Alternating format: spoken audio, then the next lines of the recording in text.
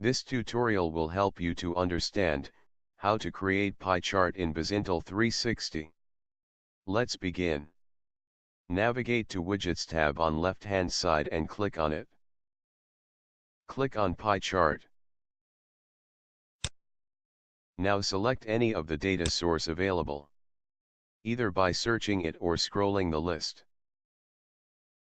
In Set Widget Parameter section, select Aggregation Type, Column Name from drop-down respectively.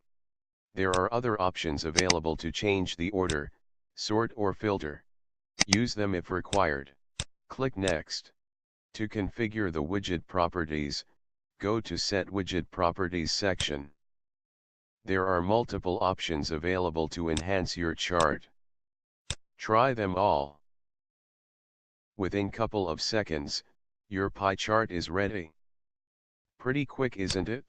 Now, click on Save button appearing on top right-hand side, name your widget.